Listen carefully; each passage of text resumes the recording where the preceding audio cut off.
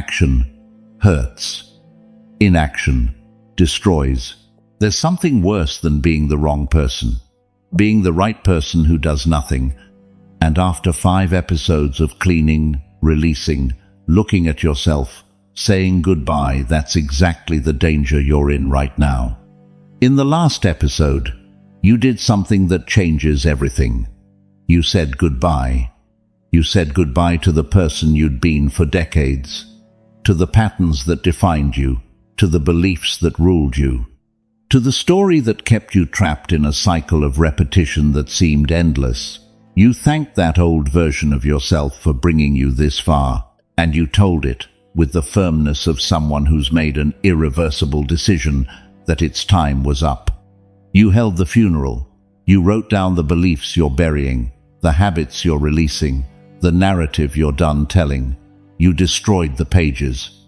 You closed your eyes and visualized the person you used to be, and you said goodbye with gratitude and determination. And when you opened your eyes, what stood before you wasn't a transformed life, wasn't a shiny, perfect new you.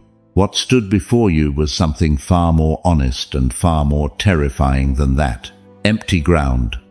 No old identity, no familiar patterns, no same old excuses, no victim story explaining everything away, no internal editor producing acceptable versions of your failures, no life jacket you no longer need, no armor from a war that's already over, nothing, just you, standing before an open space where the person you let go used to be, and a question echoing with an urgency you can't ignore.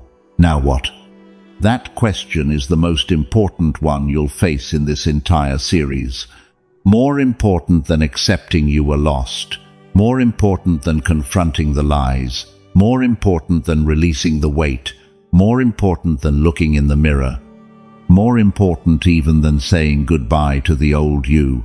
Because all those stages, all those lessons, all those exercises and tasks and reflections and confrontations, they were preparation. They were the work of clearing the ground, removing the debris, digging down to the rotten foundations and tearing them out. Essential work. Work without which nothing that comes next would be possible. But work that, on its own, builds nothing. Empty ground is just that. Empty ground. It's not an achievement. It's not a result. It's not the end of anything. It's the beginning of something that doesn't exist yet. It could become the place where something extraordinary is built, something you can't even imagine now, but that in 1 year, 5 years, 10 years, will be tangible proof that all the work you did in the first 5 episodes was worth it. Or it could become the place where absolutely nothing gets built. A plot that in 5 years looks exactly the same, empty, abandoned, overgrown with weeds and good intentions that never became action, with a rusted sign that says something was supposed to be built here that no one bothered to take down because no one comes to look anymore. There are empty lots like that in every city in the world. And there are empty lives like that in every corner of humanity. People who did the work of clearing but never did the work of building. People who said goodbye to the old and never built the new. People who demolished the rotten foundations and then sat down to stare at the hole, waiting for something to grow on its own. Nothing grows on its own. Nothing gets built without hands to lay the bricks. The difference between those two destinies, between the ground that becomes something extraordinary and the ground that stays empty forever, is a single word. A word with no synonym, no shortcut, no comfortable version, no elegant substitute that lets you get the result without paying the price. Action. Welcome to episode 6 of From Lost to Unstoppable. This is Stoicism for Winners, and this is the episode where we stop talking and start doing, where reflection becomes movement, where self-knowledge becomes construction, where everything you learned in the first 5 episodes stops being stored information and becomes the force that moves your life somewhere different. But I need to warn you before we begin. This episode is going to make you uncomfortable in a different way than the others. The first 5 episodes made you uncomfortable by confronting you with truths about yourself you didn't want to see. This episode is going to make you uncomfortable by confronting you with something worse, what you haven't done. Not who you are, what you haven't built, not your internal patterns. Your external inaction. The brutal distance between what you know and what you do. Between what you plan and what you execute. Between what you promise and what you deliver. Because there's a disease more devastating than ignorance, more paralyzing than fear, more destructive than any pattern we've worked on so far. And that disease is knowing exactly what you need to do and not doing it, having the clarity and not acting on it, having the map and not walking, having the blueprints and not building, having all the answers and still living as if you didn't. This disease wears many disguises. It disguises itself as planning. I need to plan better before I act. It disguises itself as preparation. I'm not ready yet. I need to learn more. It disguises itself as perfectionism. I want to do it right. I don't want to make mistakes. It disguises itself as prudence. It's better to wait for the right moment. It disguises itself as content consumption. I need to read another book, listen to another podcast, take another course. And all these disguises are convincing. They all sound reasonable. They all have the appearance of intelligence and caution. But underneath all those disguises is one thing: fear. Fear of acting, fear of being wrong, fear of putting yourself out there, fear of discovering you're not as capable as you thought. Fear that the real world won't respond to your plans as well as it did in your imagination. Fear dressed up as prudence, cowardice wearing strategy's clothes, paralysis wrapped in intellectual gift paper. And today we're going to tear that paper off. Today we're going to strip every disguise from your inaction. Today we're going to expose the naked truth of what's happening, that you know what you need to do, that you have the tools to do it, that the ground is clear, that the old foundations have been removed, that you're missing nothing except one thing: moving. If this episode pushes you to act, if something you hear today makes you get up from the couch and take the first step you've been putting off for months or years, leave this phrase in the comments: today I stop planning and start building. That phrase isn't an intention. It's a declaration of war against your own inaction. It's the commitment that starting today, the empty ground begins to fill, not with more plans, not with more analysis, not with more preparation, with bricks, with actions, with concrete steps, imperfect, clumsy if necessary, but real. Steps that can be seen, steps that leave marks, steps that, accumulated one after another, build something that plans alone could never build. The Stoics weren't armchair philosophers. That's something people don't understand about Stoicism, and you need to understand it now, because it completely changes how you should relate to everything you've learned in this series. Pop culture thinks of philosophers and pictures men sitting in libraries, theorizing about life from the safety of the abstract. But the most important Stoics in history were men of brutal, concrete action. Marcus Aurelius ruled an empire while writing philosophy. He wasn't a writer debating ideas from the comfort of a desk. He was an emperor on military campaign, making life or death decisions every day, and philosophy was the tool he used to act better, not a substitute for action.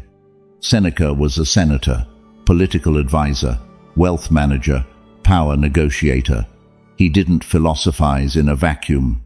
He philosophized while acting, while making decisions with real consequences, while navigating the most dangerous waters of Roman politics.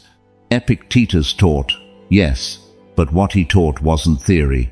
It was practice. Every lesson of his was an instruction to do something different today, not tomorrow, not when you were ready, today. Stoicism is a philosophy of action. It always was. And this episode is the moment where you stop studying the philosophy and start living it with dirty hands, with imperfect plans, with fear present but irrelevant, acting, building, moving, because the ground won't fill itself, and time Seneca told you you're wasting won't wait for you to feel ready. Time passes, and it passes just as fast whether you're acting or planning to act. The difference is that when it passes while you're acting, it leaves something built behind, and when it passes while you're planning, the only thing it leaves behind is regret. First, Stoic lesson. You have more plans than actions, more notebooks than results, more intentions than scars from having tried. I want you to do something right now. I want you to think about how many plans you have, not vague plans, concrete plans, things you said you were going to do, projects you were going to start, conversations you were going to have, changes you were going to implement, habits you were going to build, goals you were going to pursue, decisions you were going to make. How many? Now, think about how many of those plans turned into real actions, not repeated intentions, not renewed promises. Actions. Concrete steps you took that can be seen, that produced a tangible result in the real world. A result that exists outside your head, outside your notebook, outside your list of resolutions. The distance between those two numbers, between the plans you have and the actions you've taken, is the exact measure of your stagnation. It's not the measure of your potential. It's not the measure of your intelligence. It's not the measure of your ambition. It's the measure of what you haven't done. And that distance, in most cases, is enormous. Obscenely enormous. A gap that grows with every day spent planning without acting. You have notebooks. Maybe not physical notebooks, though many people do. Notes on your phone, documents on your computer, goal lists, vision boards, quarterly plans. Morning routines written with such precision they look like operating manuals for a nuclear plant. You have all of that.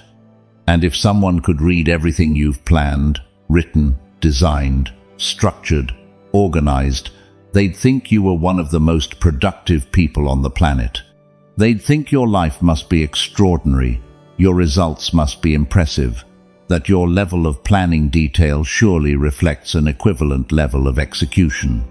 And then they'd look at your real life, your real results, your real situation, and what they'd see looks nothing like what they read in your notebooks. What they'd see is a life that hasn't changed significantly despite all that planning. A life that's still in the same place, with the same problems, the same frustrations, the same feeling that something's missing. Because what's missing isn't another plan. What's missing are the scars. The scars from having tried, the marks that real action leaves in the real world, the scrapes that come from stumbling, falling, getting up, and keep walking, the wounds that come from putting yourself out there, from taking risks, from placing something of yours where it can be judged, criticized, rejected, the scars you only get when you stop planning and start doing. You don't have scars. You have clean notebooks. You have impeccable plans that never got dirty with reality. You have perfect intentions that never got deformed by colliding with actual circumstances. And that cleanliness, that perfection of the never executed, it's not a sign of intelligence or caution, it's a sign of inaction. It's the mark of someone who never dared to step onto the field, who spent their whole life in the locker room, adjusting their uniform, reviewing their plays, studying the opponent, and never set foot on the court. There's a fundamental difference between the man with a perfect plan who never executed it and the man with a mediocre plan who executed it with everything he had. The difference is that the second one has results.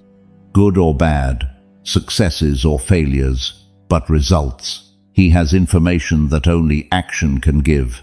He has experience that only execution can produce. He has wisdom that only real mistakes can teach. And he has scars. Scars that tell the story of someone who was there, who tried, who took the risk, who paid the price of admission to the real world.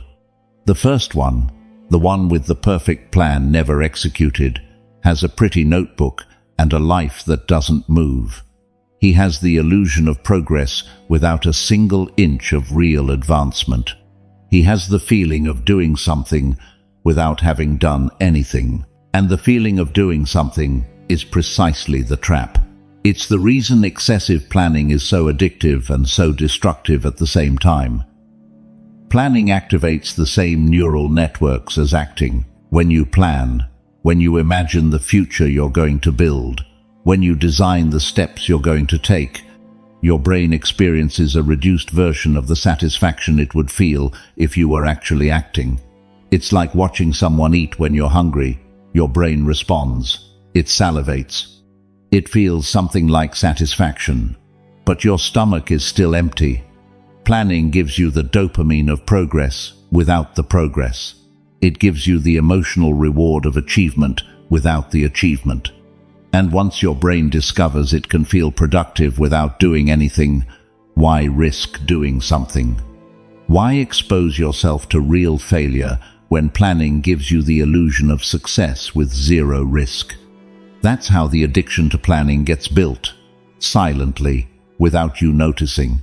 Every plan you make and don't execute reinforces the circuit. The brain learns. Planning feels good and has no risk. Acting feels terrifying and carries the possibility of failure and pain and humiliation. The choice is obvious, and you keep planning. And you keep feeling like you're progressing, and you keep not moving a single inch in the reality that exists outside your head. It's the most sophisticated form of procrastination there is, because classic procrastination, lying on the couch watching TV, at least feels like what it is, wasting time. There's guilt. There's an inner voice saying, I should be doing something. But procrastination through planning doesn't generate guilt. It generates pride. You feel good planning. You feel responsible. You feel productive. And that absence of guilt is what makes it infinitely more dangerous than ordinary procrastination. Because it doesn't trigger any alarms. It doesn't send any signal that you're wasting time. You can spend years in this state without anyone, not even yourself, realizing you're not moving forward. The Stoics would have called this a form of self-deception. And not just any form, one of the most dangerous. Because the self-deception we identified in episode 2, the lies you told yourself about yourself, was self-deception that at least felt like a problem. You knew something wasn't right. But the self-deception of excessive planning feels like a virtue. It feels like responsibility. It feels like intelligence. I'm being strategic. I'm being careful. I'm being meticulous. And while you're feeling so good about yourself, your life stays exactly where it is. Epictetus said something that's the exact antithesis of this mentality. He said that if you want to be a wrestler, it's not enough to study the techniques. You have to wrestle. You have to get in the ring. You have to take hits. You have to sweat. You have to bleed. Because the fight doesn't happen in the notebook where you wrote down the techniques. It happens in the ring. And the ring doesn't forgive lack of practice, no matter how perfect the theory. Your life is the ring. And you've spent years in the locker room studying techniques you've never practiced, analyzing opponents you've never fought, preparing strategies you've never executed. And meanwhile, the fight is happening without you. Life is passing. Opportunities are appearing and disappearing. Years are piling up. And you're still in the locker room with your spotless notebook and your perfect plans and your uniform without a single stain. Your assignment for this lesson is brutally simple and non-negotiable. I want you to take all your unexecuted plans, all of them, the ones in notebooks, in phone notes, in documents, in your head, and I want you to make a list of the 5 most important ones, the 5 changes, projects, decisions, or actions you've been planning longest without executing. For each one, write down one thing, the smallest, most concrete first step you can take today. Not the complete plan, not the execution strategy, not steps 1 through 100. Step 1. The smallest. The one that can be done in less than 30 minutes. The one that doesn't require perfect conditions or special motivation or planetary alignment. And then do one. Today. Before the day ends. Not tomorrow. Not when you feel ready. Today. Because the first step, however small, however insignificant it seems, breaks the cycle of planning without action. And breaking that cycle, even with a ridiculously small step, changes everything. Because now you have a scar, small, almost invisible, but real, and a real scar is worth more than 1,000 perfect plans. Second Stoic lesson. Planning feels productive, but it's the most elegant way to do nothing while pretending you're making progress. I need you to understand something about planning that no one has told you this clearly, because everyone around you has sold you planning as an unconditional virtue. Books tell you to plan. Courses tell you to plan. Coaches tell you to plan. Corporate culture tells you to plan. And they're not entirely wrong. Planning has its place, but that place has a limit. And you crossed that limit a long time ago. You crossed the limit. The day planning stopped being a tool in service of action and became a substitute for action. The day planning stopped being the step before doing and became the doing itself. The day you started confusing thinking about your life with living your life. That day, planning became your refuge, your hiding place, your favorite way to do nothing while maintaining the appearance to yourself and to the world that you were doing something important. Let's strip this mechanism bare with the precision it deserves. When you sit down to plan, several things happen that feel extraordinarily good. First, you have control. The plan is in your territory, in your notebook, in your head. No one can judge it. No one can reject it. No one can point out its flaws. It's perfect because it's theoretical. It hasn't been tested against reality and therefore hasn't failed. It's an untouchable success. A triumph that exists only in the world of ideas, where nothing can go wrong because nothing has gone out. Second, you have the illusion of progress. Today I worked on my plan. Today I redesigned my strategy. Today I refined my goals. Each of those phrases sounds like progress. Feels like progress. Your mind registers them as progress, but none of them moved a single millimeter of your external reality. Your financial situation is exactly the same as before, working on your plan. Your relationship is in exactly the same place as before, redesigning your strategy. Your health is exactly the same as before, refining your goals. Nothing changed in the world that exists outside your notebook. But inside your notebook, everything is brilliant. Everything makes sense. Everything looks promising. Third, you avoid pain. The pain of rejection. The pain of failure. The pain of discovering your plan doesn't work in practice. The pain of being judged. The pain of being wrong publicly. The pain of trying and not succeeding. The pain of giving your best effort and it not being enough. All those pains which are inevitable when you act disappear when you plan. Because the plan doesn't hurt. The plan is comfortable. The plan is safe. The plan is the padded room where you can pretend you're a warrior without ever entering the battlefield. See what's happening? Excessive planning gives you three things your mind values enormously: control, the illusion of progress, and pain avoidance. It's the perfect combination to keep you motionless. It's like a drug that gives you the sensation of being alive without having to actually live. It's the Matrix, a convincing simulation of a productive life inside which you can spend years, decades, without realizing you're trapped. And the most perverse part of all is that planning doesn't just keep you motionless, it keeps you convinced that you're moving. It keeps you proud of your inaction. It lets you look at the world and say, "I am working on improving," when really the only thing you've worked on is creating an increasingly elaborate representation of what you would do if you ever dared to do anything. I know this mechanism because it's universal. I've seen it in every description the Stoics made of the human condition. Seneca described people who spent their entire lives preparing to live and who died without having lived.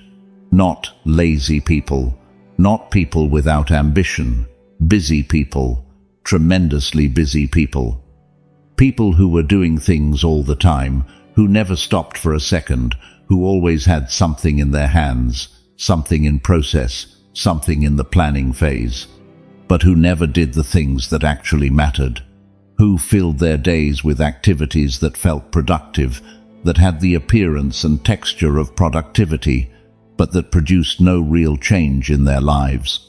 People who confused movement with progress, who confused being busy with moving forward, who confused constant agitation with meaningful action.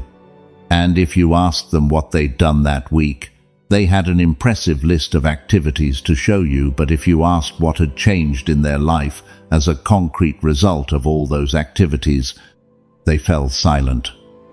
Because nothing had changed. All the movement was circular. A sophisticated hamster wheel spinning and spinning without advancing a single step. You are that person. You've been busy. No one can deny that.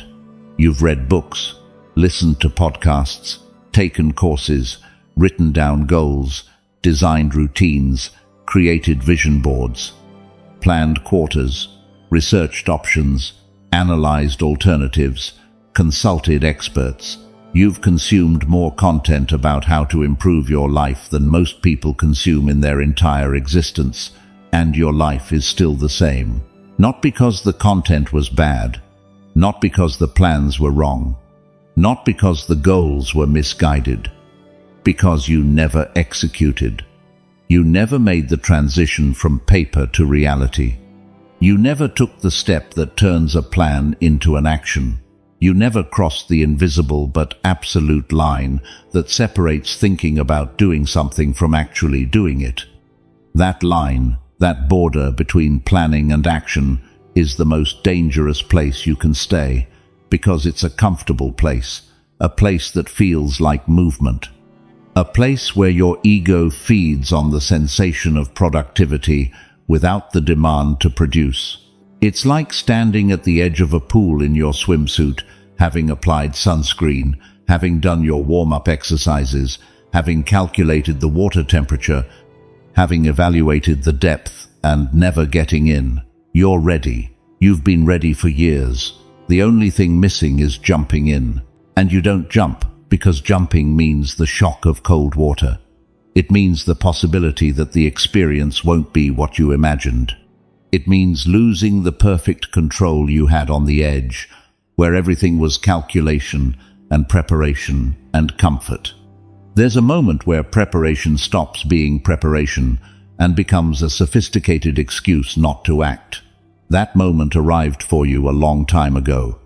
You didn't notice because the excuse was so sophisticated, so well argued, so dressed up in responsibility and prudence that it looked like anything but an excuse. But it was. And it still is. Every day you spend refining a plan instead of executing the one you already have. Marcus Aurelius had a way of addressing this that was brutal in its directness.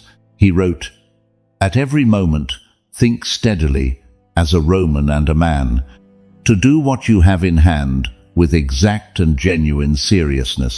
He didn't write, "Think steadily about planning what you're going to do." He wrote, "To do what you have in hand."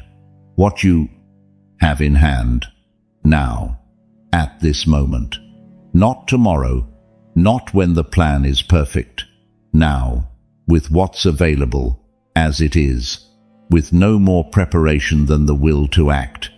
Your assignment for this lesson is going to hurt because it directly attacks your most protected comfort zone. I want you to take the most elaborate plan you have, the one you've invested the most time perfecting, the one that makes you feel proudest because of its level of detail and supposed strategic soundness. And I want you to close it. Set it aside.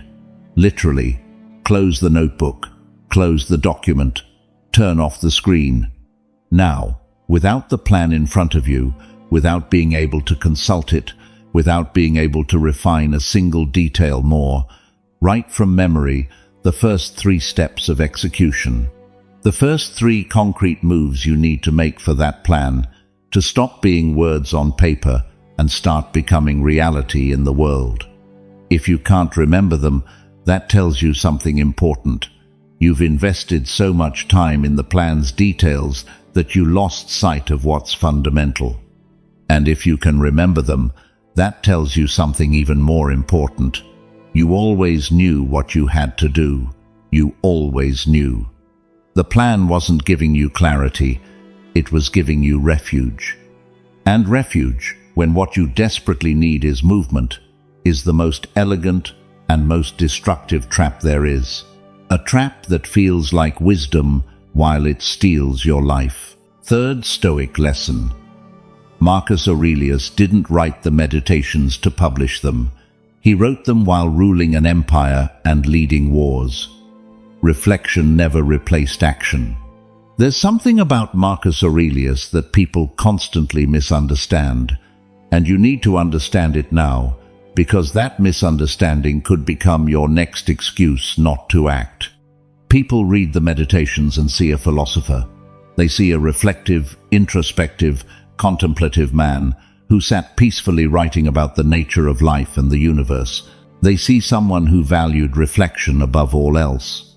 And from that they draw a comfortable and dangerous conclusion. If Marcus Aurelius devoted himself to reflection, then reflection is what's most important. So I should also spend more time reflecting, analyzing, thinking before I act. That conclusion is a total distortion of who Marcus Aurelius was and how he lived. Marcus Aurelius wasn't a philosopher who occasionally governed. He was a ruler who used philosophy as a tool to govern better. The difference is enormous, absolute, fundamental to everything we're working on in this episode. When Marcus Aurelius was writing in his Meditations, he wasn't sitting in a garden with a glass of wine contemplating the Mediterranean breeze. He was in a military tent on the front lines. On the empire's northern border, where Germanic tribes threatened invasion, he was surrounded by generals awaiting his orders, by messengers bringing urgent news from Rome, by advisors demanding decisions that would affect millions of people.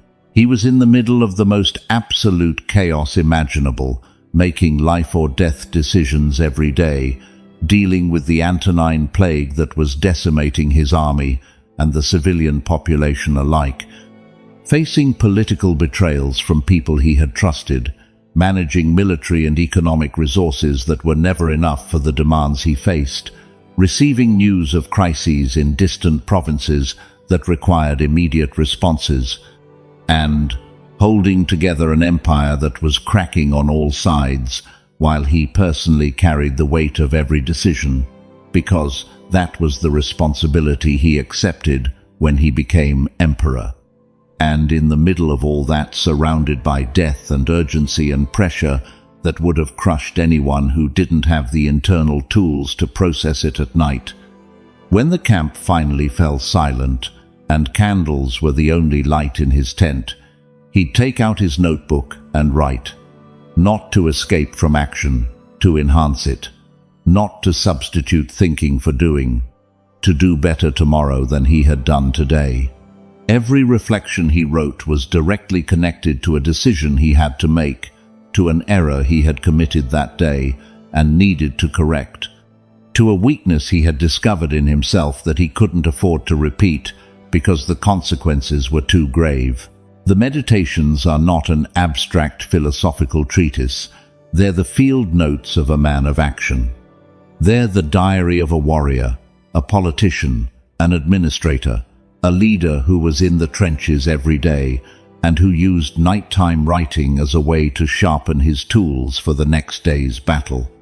Every page of the Meditations smells of campaign dust, of horse sweat, of the tension of decisions made under extreme pressure. They're not the reflections of someone who had the luxury of thinking without acting.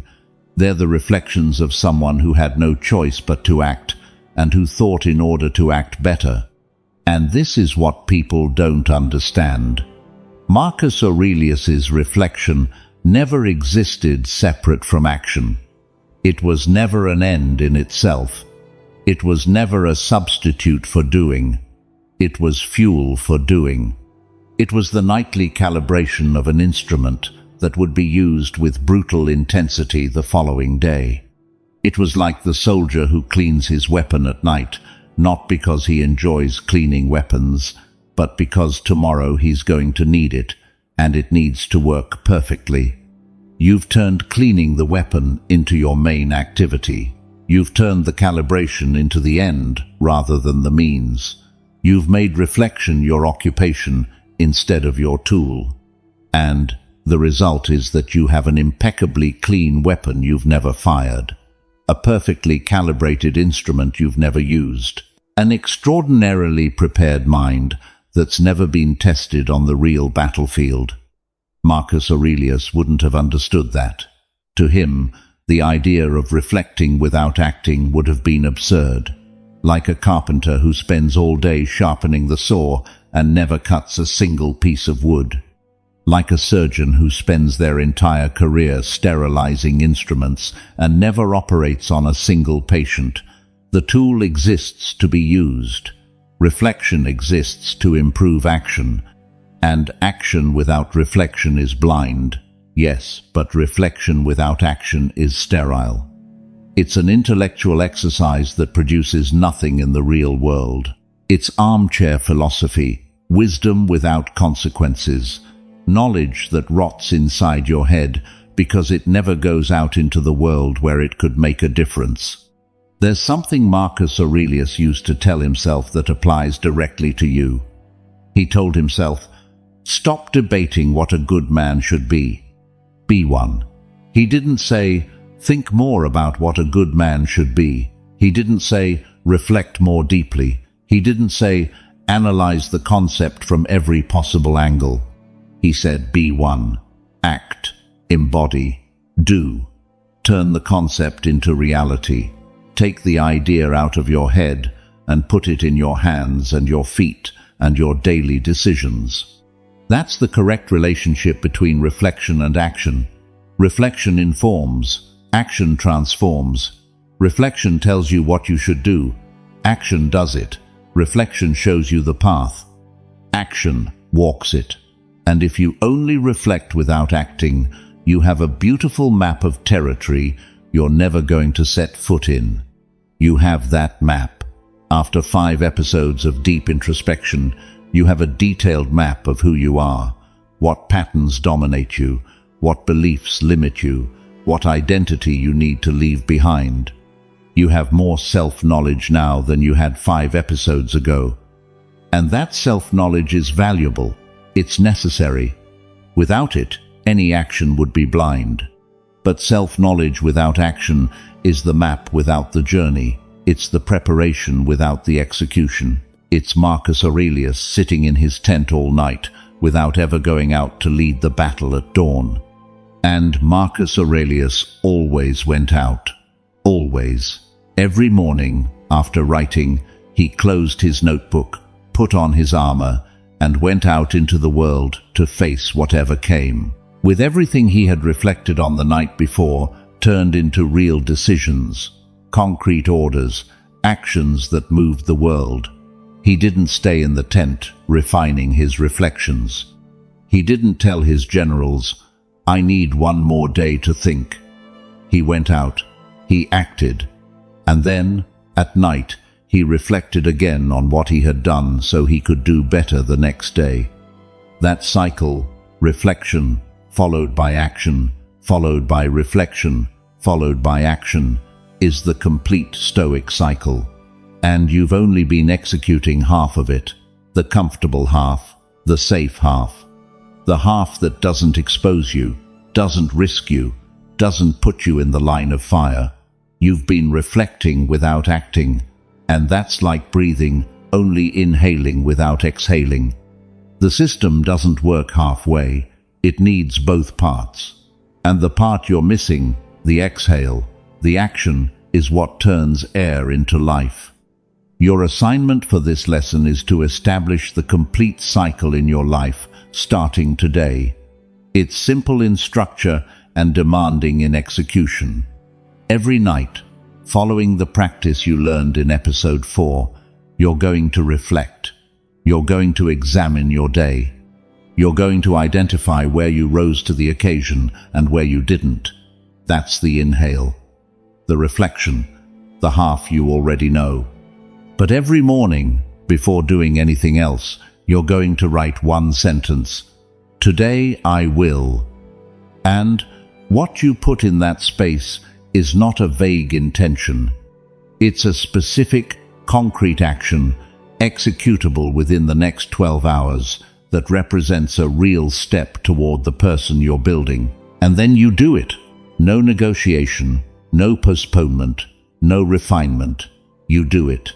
And at night, you reflect on how it went. And the next morning, you write the next action. And so, day after day, the cycle completes. Reflection, action, reflection, action, like breathing. Inhale, exhale, inhale, exhale. Until it becomes so natural, you don't need to think about it. Until acting stops being something that costs you and becomes something you are. Fourth Stoic lesson. You're waiting for the perfect moment, the perfect strategy, the perfect motivation, and while you wait, your life slips through your fingers. There's a lie you've been telling yourself that sounds so reasonable, so mature, so responsible, that you've probably never identified it as a lie. You've repeated it so many times it became an unquestionable truth in your belief system. A truth you never question, because questioning it would seem reckless, irresponsible, even rash. The lie is this: when the moment is right, I'll act. Sometimes you disguise it with other words. When I have enough money, I'll start. When the kids grow up, I'll dedicate myself to what I really want. When I finish this project, I'll have time for what's important. When I feel ready, I'll take the step. When conditions align, I'll make the change. Different words, same lie, same procrastination dressed up as prudence, same inaction with a certificate of rationality. The perfect moment doesn't exist. It never existed. It never will exist. And you need that truth to enter your operating system so deeply that you can never again use "it's not the moment" as an excuse not to do what you know you need to do. Want to know when the perfect moment was for Marcus Aurelius to rule the Roman Empire? Never. There wasn't a single day in his 19-year reign that could be considered a good moment. He assumed power during a pandemic that was devastating the empire. He faced barbarian invasions on multiple simultaneous fronts. He lost 9 children. He endured the betrayal of one of his closest generals who tried to usurp the throne. He ruled during earthquakes, famines, economic crises, and plagues that came wave after wave. If Marcus Aurelius had waited for the perfect moment to act, he wouldn't have acted a single day of his life. Because the perfect moment never came. What came, every morning, was an imperfect moment full of problems, uncertainty, incomplete information, and risks he couldn't calculate. And every morning, in that imperfect moment, he got up and acted. Want to know when the perfect moment was for Seneca to write about the good life? Probably not during his 8 years of exile in Corsica, banished by Emperor Claudius, living in conditions that a man of his status would consider undignified. Probably not while serving as Nero's advisor, knowing that any day could be his last, because serving an unpredictable tyrant was like sleeping next to a lion. Probably not when Nero finally ordered him to take his own life, and Seneca had to face his own death with the serenity he had preached for decades. There was no perfect moment. There were imperfect, difficult, terrifying moments, and Seneca acted in every one of them. Want to know when the perfect moment was for Epictetus to teach philosophy? Probably not immediately after being freed from slavery, with a broken leg and not a single resource to his name. Probably not when he was expelled from Rome along with all philosophers by order of Emperor Domitian and had to start from zero in a different city. There was no perfect moment. There was a man with a broken leg and a decision to act despite the circumstances. See the pattern? The 3 most influential Stoics in history acted under the worst conditions imaginable. None of them waited for favorable circumstances. None of them postponed because it wasn't the moment. None of them said, "When things improve, I'll start." They acted in the middle of chaos. They acted with incomplete information. They acted with insufficient resources. They acted with fear. They acted with uncertainty. They acted with the imperfection of a world that's never going to offer you the ideal conditions your mind demands as a prerequisite for moving. And you wait. You wait for conditions that are never coming. You wait for motivation that feels like an unstoppable wave of energy, lifting you off the couch and pushing you to act with a force you can't resist. You wait for mental clarity so perfect that the right decision is obvious and the risk of being wrong is zero. You wait for fear to disappear, for uncertainty to resolve, for the stars to align, for the universe to send you an unmistakable signal that now, yes, now is the moment. Now you can move without danger of failing. That's not going to happen. Ever. Motivation doesn't arrive before action.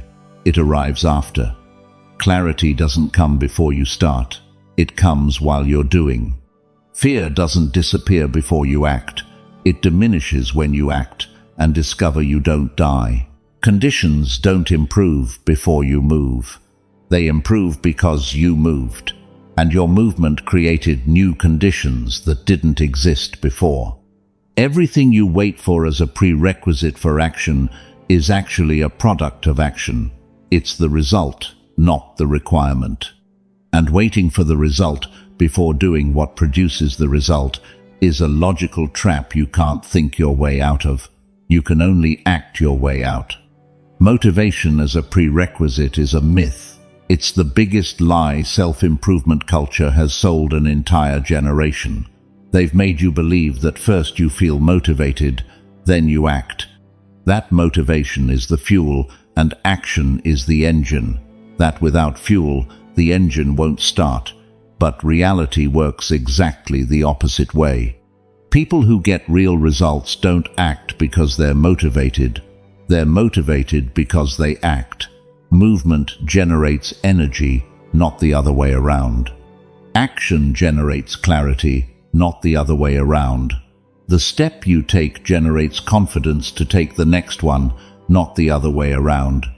And the step you don't take generates exactly the opposite. Stagnation that ferments and becomes what you call lack of motivation, which gets interpreted as a signal that it's not the moment, which produces more inaction, which generates more stagnation, which produces more lack of motivation. It's a downward cycle, a spiral sucking you down with every day that passes without acting, and it only breaks with an act of pure naked will, moving when you don't feel like it, acting when you don't feel ready, Taking the step when every fiber of your being, every internal voice, every protection mechanism tells you to wait a little longer, that it's not the moment, that tomorrow you'll be more prepared. Tomorrow you won't be more prepared. You'll be one day farther from the action you need to take. One day more comfortable in inaction. One day more accustomed to not doing. That's what tomorrow will bring if you don't act today. Seneca said it with a clarity that should be engraved on your wall. It is not because things are difficult that we do not dare. It is because we do not dare that they are difficult. Conditions aren't adverse, and that's why you don't act. Conditions become adverse precisely because you don't act. Your inaction creates the unfavorable circumstances you then use as an excuse to keep not acting. It's a self-reinforcing system. A closed loop of procrastination that only opens with an external interruption. You, deciding to do something now, in this imperfect moment, with these imperfect conditions, with this imperfect motivation, with this imperfect plan. Your assignment for this lesson is to destroy the excuse of the perfect moment once and for all. I want you to think about the most important action you've been postponing. The one that would have the most impact on your life if you did it. The one you've been saying for months or years when the moment is right. Write down all the conditions you supposedly need for the moment to be perfect. Everything you've told yourself needs to be in place before you act. I need more money. I need more time. I need more information. I need the situation to stabilize. I need to feel prepared. Everything. Put it on paper. Now look at that list and ask yourself one question for each condition. When in the history of my life have all these conditions aligned at the same time? The answer is never. They've never all been in place, and they never will be. Because while one gets resolved, another appears. Because life doesn't stop to wait for you. Because perfect conditions are a fantasy your mind created to protect you from the risk of acting. Then cross out the entire list with a thick line, and underneath write, perfect conditions don't exist. The moment is now. I act with what I have, and do it today. Not tomorrow. Not when you finish listening to this episode. Today. Because tomorrow there'll be a new list of conditions you need, and the cycle will start again. Unless you break it now. Fifth Stoic lesson. One clumsy step forward is worth more than 100 brilliant plans you never executed. There's a scene I want you to visualize as clearly as possible. Two men are standing before the same cliff. Both need to cross to the other side. Both see the same abyss. Both feel the same fear. The first man sits down, takes out a notebook, starts calculating the exact distance of the jump, researches wind speed, analyzes the rock composition on both sides, studies the physics of the required momentum, draws diagrams, consults sources, does mental simulations, spends hours, then days, then weeks, perfecting his crossing plan. His notebook fills with impeccable data. His analysis is brilliant. His jump strategy is a masterpiece of theoretical precision. But he never jumps. He stays seated at the cliff's edge, perfecting a plan that was already sufficient weeks ago, because every time he approaches the edge, fear shows him one more detail he needs to calculate, one more risk he needs to evaluate, one more variable he needs to consider. The second man looks at the cliff, feels the fear, takes a deep breath, and jumps. Not with perfect form, not at the optimal angle, not with the technique the first man would have designed after weeks of analysis. He jumps clumsily, arms uncoordinated, with a scream that's not a war cry but pure terror. He jumps badly, but he jumps. And he makes it to the other side, scraped up, gasping, heart pounding against his ribs. But on the other side, who's in better position? The one with the perfect plan who's still on the wrong side of the cliff, or the one who jumped without elegance and is already where he needs to be? The answer is obvious when you see it from outside. But when you're the one standing at the cliff's edge, when you're the one feeling the vertigo, when you're the one with the notebook in your hand and fear in your stomach, the answer stops being obvious. Because your mind convinces you that the plan is more important than the jump, that preparation is more valuable than execution, that the perfection of the analysis justifies postponing the action. And while your mind convinces you of all that, the second man is already building his life on the other side. This is one of the hardest truths to accept for someone who's turned planning into their comfort zone. Imperfect action produces more results than perfect planning. Not sometimes, always, without exception. One clumsy step forward gives you something no plan can give you. Real information from the real world. Concrete feedback about what works and what doesn't. Experience that can only be acquired by doing. Learning that can only be obtained when your theory collides with reality, and you discover which part of your theory was correct and which part was fantasy. The first step is never elegant. Never. That's something nobody tells you because culture has sold you the idea that beginnings should be inspiring. That the first step should be firm, confident, well calculated, worthy of a motivational movie with epic music in the background. But that's not how reality works. Real first steps, the ones taken by people who actually build something, are clumsy. They're uncertain, they're imperfect, they're embarrassing sometimes. They're so far from the idealized version you had in your head that the temptation to go back to the notebook and plan more is almost irresistible.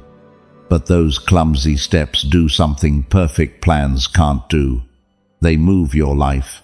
They move it an inch, a millimeter, an almost imperceptible fraction, but they move it. And an inch of real movement is worth more than a mile of imaginary movement, because the real inch has real consequences. It generates real reactions. It produces real learning.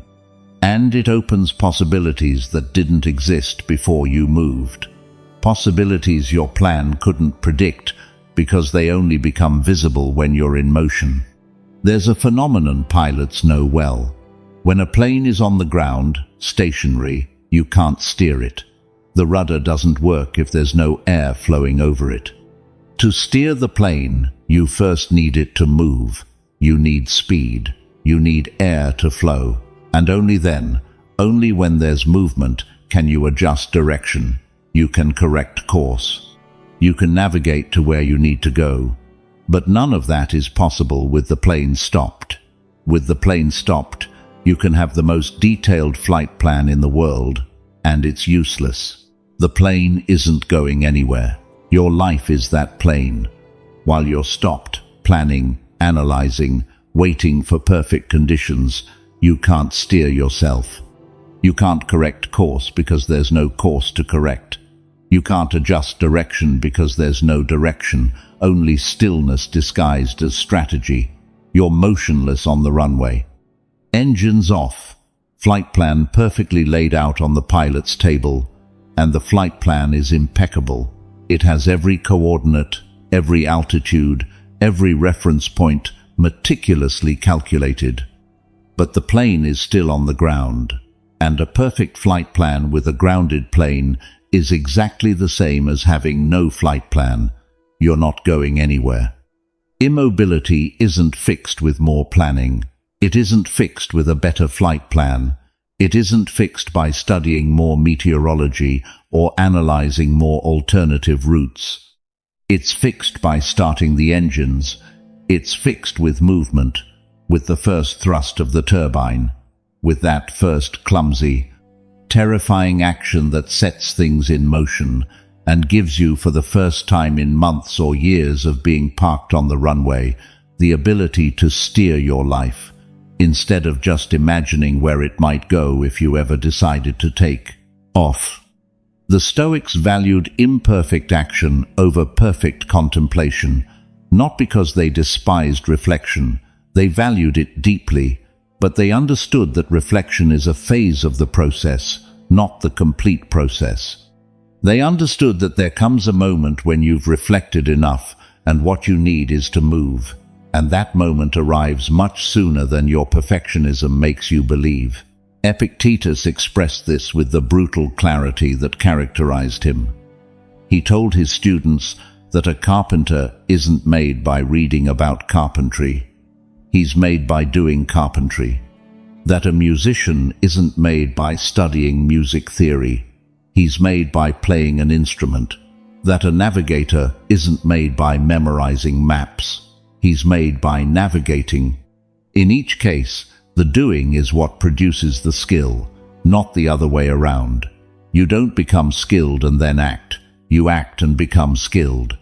And every moment you spend avoiding action with the excuse that "I'm still not ready" is a moment that delays the process by which you would become ready. This is the paradox you need to embrace.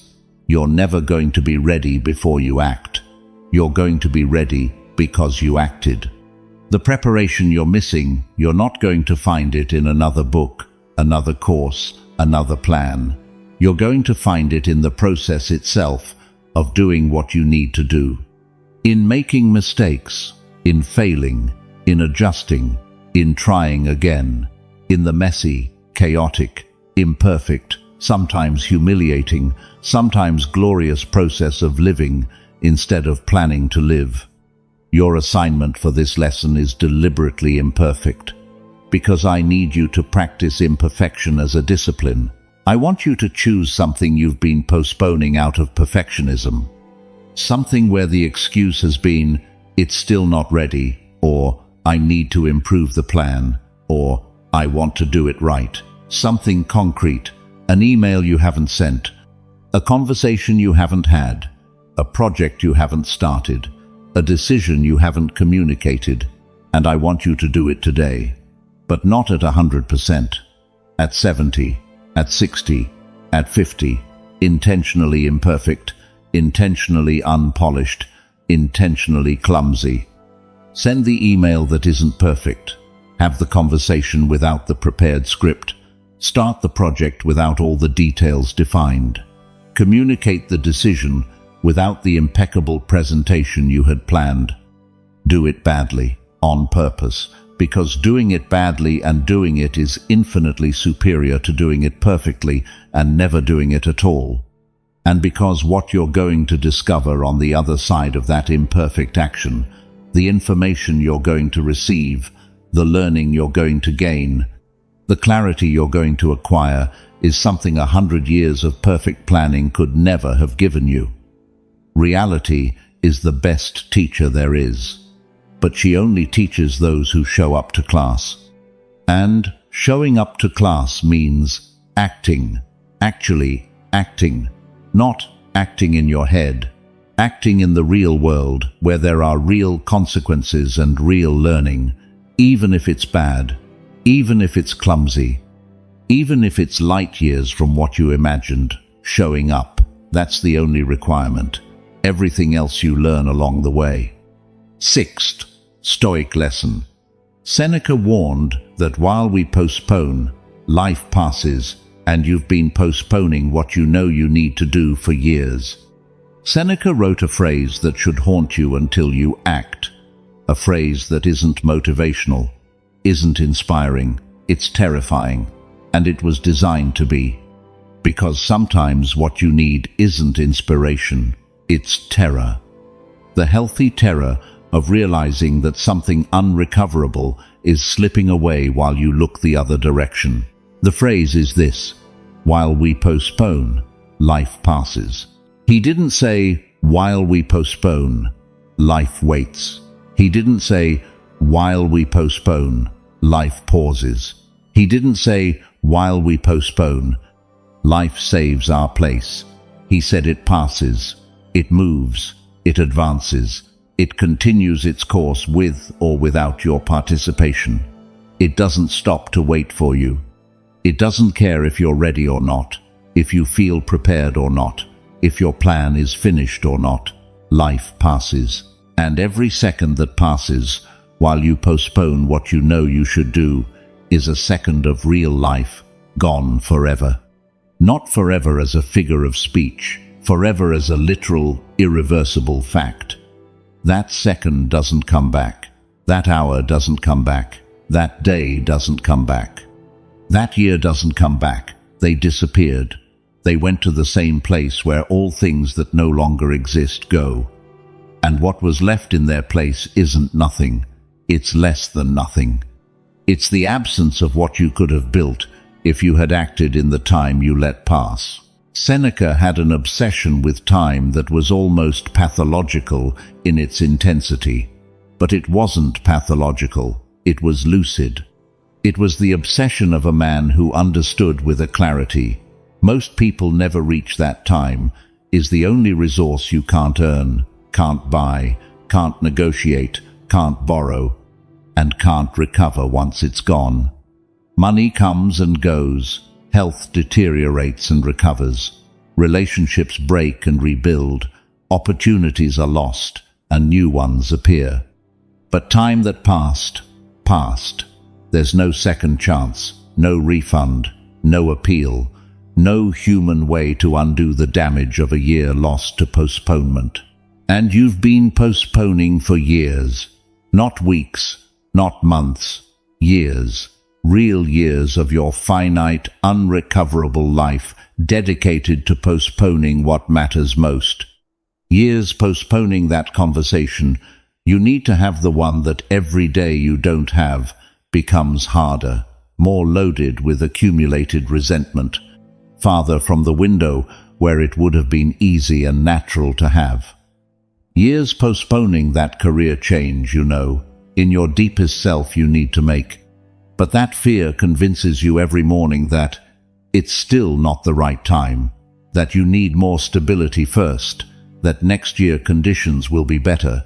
Years postponing that decision about your health that your body has been screaming for with signals that are louder, more frequent, more impossible to ignore, and that you keep ignoring with the same stubbornness a sailor ignores storm clouds on the horizon. Years postponing the moment to sit with your children and tell them something they need to hear from you, something only you can tell them, something that every passing day becomes a little more late to say. Years postponing the start of that project you carry in your head like a seed you never plant, that germinates in your imagination but never touches the soil of reality. Years postponing the life you want to live while you live the life that happened to you by default, the life you didn't choose, the life that simply occurred because you never had the courage to intervene and build a different one. How many more years are you going to give to postponement?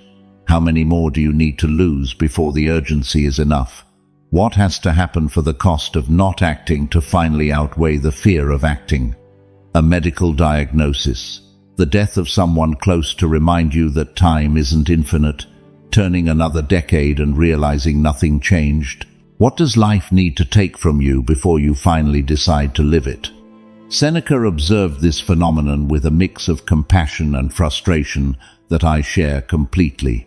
He saw people who acted as if they had infinite life ahead of them, who treated time as if it were ocean water, inexhaustible, always available, always waiting, who postponed important things with a calm that only makes sense if you believe, at some unconscious level, that you're going to live forever.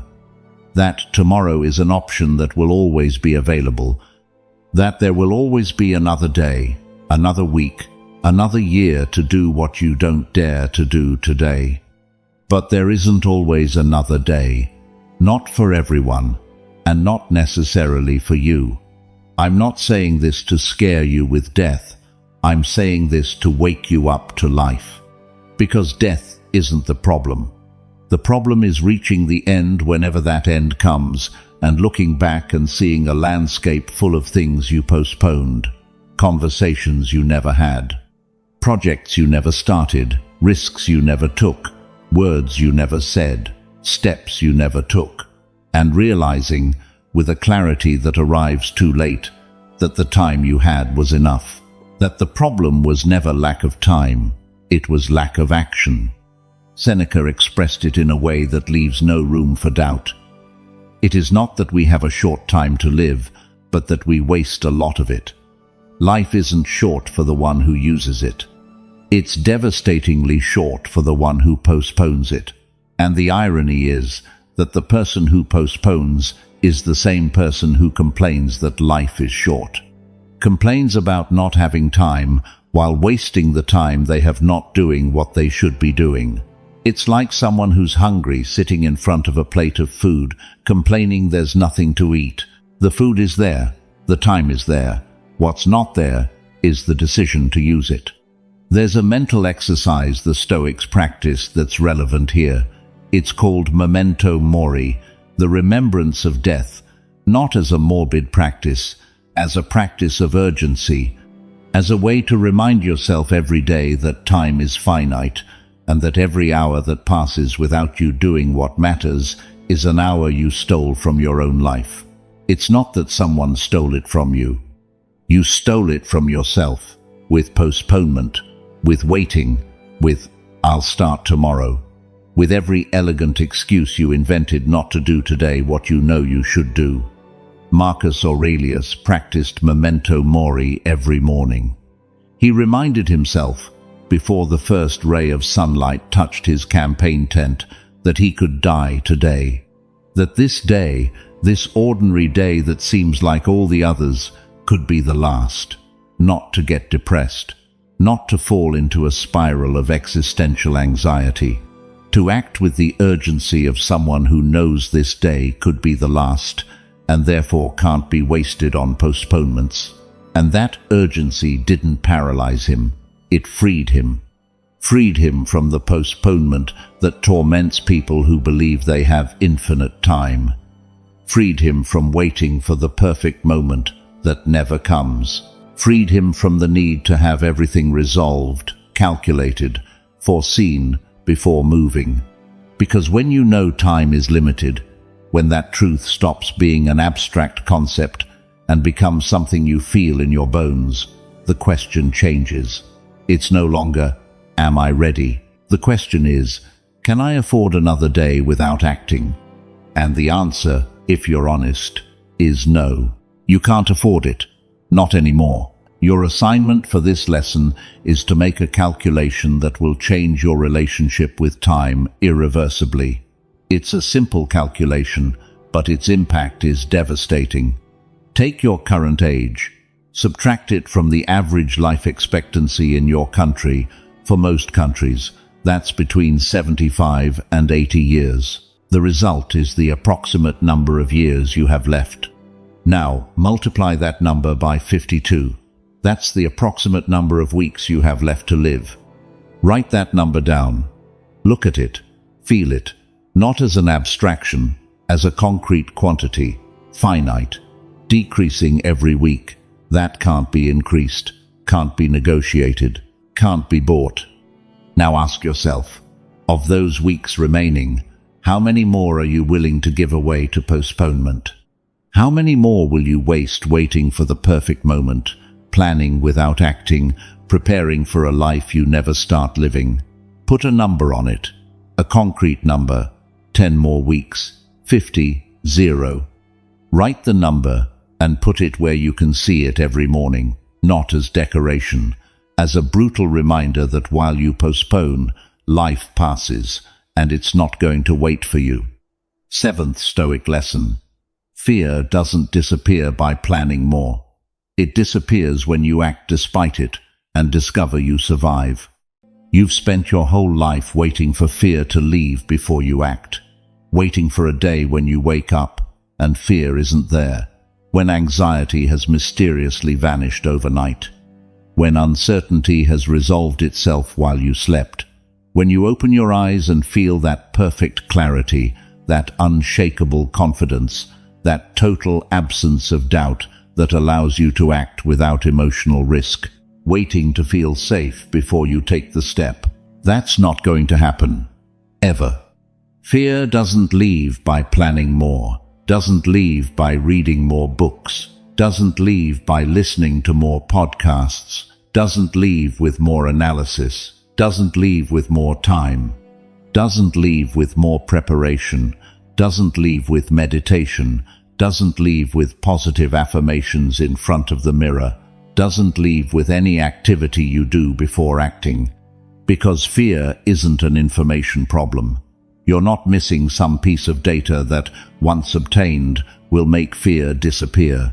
Fear is an emotional response to uncertainty, and uncertainty only resolves one way: by facing it, by acting within it, by walking toward the unknown and discovering, with your own body, with your own direct experience, that the unknown doesn't destroy you. That's what fear doesn't want you to discover. Fear feeds on the hypothetical, on what could happen, on what might occur, on the catastrophic scenarios your mind constructs with the creativity of a horror novelist. Fear needs you to stay in the realm of the imaginary because that's where it has all its power. In your mind, fear can create monsters of any size. It can make a difficult conversation feel like a death sentence. It can make starting a project feel like jumping without a parachute. It can make a decision feel like playing Russian roulette. In your mind, anything is possible, including the most devastating scenarios your imagination can produce. But in reality, something different happens. In reality, you have the difficult conversation and you don't die. The other person doesn't destroy you. Maybe they get angry, maybe they cry, maybe they don't react the way you expected, but you survive, and you don't just survive. You gain something you didn't have before, the direct experience that fear lied to you, that what you imagined would happen didn't happen. That reality, however uncomfortable it was bearable, was manageable, was infinitely less terrifying than the version fear had built in your head. And that experience, that direct evidence that you survived, is the only thing that reduces fear. It doesn't eliminate it. It probably never disappears completely, but it reduces it to a manageable size. Transforms it from a monster that paralyzes you into background noise you can hear and choose to ignore. And the only way to get that experience is to act. There's no shortcut, no substitute, no way to get the evidence that you survive without exposing yourself to the risk of living. The Stoics understood this with a depth that modern psychology is only now reaching. Seneca wrote about fear with the clarity of someone who had faced it many times. He said, "We suffer more in imagination than in reality." That the anticipation of pain is almost always worse than the pain itself. That the scenarios we construct in our minds about what could go wrong are almost always more devastating than what actually happens when we act. Think about your own experience. Think about the times you finally did something that scared you, when you had that conversation, when you made that decision, when you took that step. Was it as bad as you'd imagined? In the vast majority of cases, the answer is no. It wasn't that bad. It was uncomfortable, yes. It was difficult, yes. But it wasn't the apocalypse your mind had predicted. The distance between what you imagined and what actually happened is the exact measure of how much power you've given fear over your life. Power it didn't deserve. Power it only had because you never challenged it with action. Epictetus taught something directly applicable here. He taught that what disturbs us isn't events themselves, but the judgments we make about events. And the judgment you make about acting, the judgment that it's dangerous, that it's going to go wrong, that you're not prepared, that the consequences will be catastrophic. That judgment is what paralyzes you, not the action itself. The action itself is neutral. It's a step, a movement, a decision executed. What gives it its terrifying weight is your judgment about it. And that judgment is based not on real evidence, but on the fiction your fear has been selling you as if it were a proven fact. There's something I call the cycle of cowardice, and you need to see it with the most ruthless clarity possible to break it. It works like this. You feel fear about an action you need to take. Instead of acting, you postpone. You look for an excuse. You find a reason to wait. Today's not the day. I need to think more. I don't feel prepared. The postponement gives you temporary relief. Relief that feels like a rest, like a deserved pause, like a smart decision. But that relief is a trap, because it reinforces the fear. Your brain interprets the postponement as confirmation that the action was actually dangerous. If it wasn't dangerous, why did I avoid it? If it was safe to do, why did I decide not to do it? Your brain doesn't know you avoided it for comfort, not because of real danger. It doesn't distinguish between avoiding a lion and avoiding an uncomfortable conversation. It only knows you avoided it. And that's enough to classify it as something to be feared with more intensity next time. So the next time the same action comes up, the fear is bigger, more visceral, more paralyzing, and the postponement more tempting, and the relief more addictive, and the fear grows more. And so, turn after turn, cycle after cycle, what started as a minor discomfort, a slight resistance you could have overcome with minimal willpower, becomes a paralyzing terror that dominates entire areas of your life. Not because the action became more dangerous, because every cycle of avoidance injected another dose of power into the fear. The cycle of courage works exactly in reverse. You feel fear about an action. You act despite the fear. The action produces a result. The result, good or bad, gives you evidence that you survived. That evidence reduces the fear. The next time the same action comes up, the fear is smaller, and you act more easily. And the evidence accumulates, and the fear reduces more. And eventually, what once paralyzed you becomes something you do naturally. Not because you're braver than before, because you have accumulated evidence that you can, and that evidence only comes from acting. Every day you postpone out of fear, you feed the cycle of cowardice. Every day you act despite the fear, you feed the cycle of courage. The choice is yours, but the results are radically different. One leads you to a life that's increasingly smaller, more limited, more governed by fear. The other leads you to a life that expands with every action, opens with every step, frees itself every time you discover that the monster you imagined was much smaller than you thought. Your assignment for this lesson is to activate the cycle of courage with a deliberate act. I want you to identify a specific action you've been avoiding out of fear, not the biggest one, not the most terrifying one that's at a fear level that's challenging but not paralyzing, a 7 on a scale of 1 to 10, something that makes your heart beat faster but doesn't make you feel like you're going to collapse. Do it today, with the fear present, without waiting for it to leave, without trying to reduce it first with more preparation or more analysis, with your stomach tight and hands sweating if necessary. Do it. And when you finish, when you're on the other side of that action, write down exactly what happened, not what you felt before, what happened in reality, and compare what happened with what you had imagined would happen.